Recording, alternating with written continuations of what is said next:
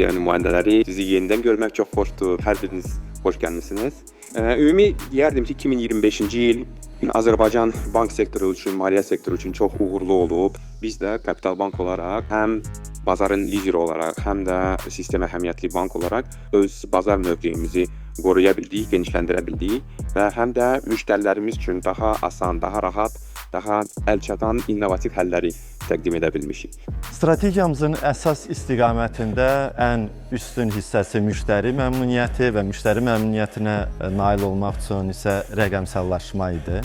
Biz kredit satışlarımızın 80%-nə yaxını fiziki təmas olmadan həyata keçirdirik. Yəni tam digital gedən kreditlər hardasa kredit portfelimizin, satışlarımızın 40%-dir. Digər 40%-i biz hibrid deyirik, hansı ki bizim əməkdaşlar nisbətən kömək eləyir ki, bu satışı həyata keçirsin.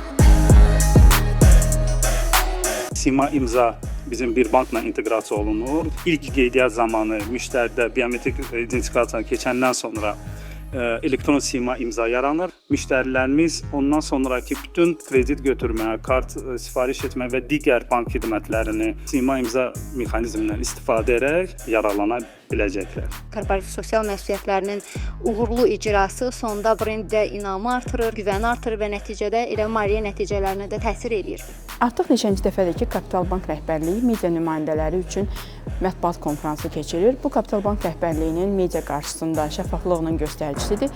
Bütün suallarımıza şəffaf, aydın şəkildə cavab verilir. Media qarşısında hesabatlı olduğu üçün və bizi maraqlandıran suallara ətraflı cavab verdiyi üçün. Kapital Bank rəhbərliyinə xüsusilə təşəkkür edirəm.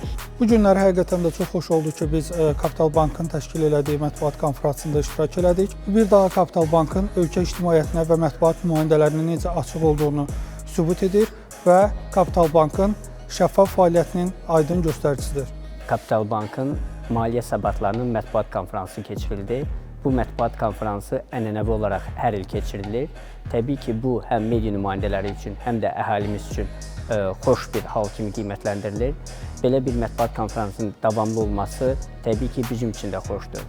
Kapital Bankın 2025-ci ildə müştəri müraciətlərini cavablandırması bir bank tətbiqi üzərindən hardasa 70%-ə qədəri süni intellekt vasitəsilə reallaşıbdır və burada çox önəmli bir məsələ var ki, müştəri məmnuniyyəti 75%-dir. Bir bank təkcə müştəri suallarının cavablandırılması tərəfində yox, tətbiq daxilində əməliyyatların icra olunmasında süni intellektdən istifadə edib.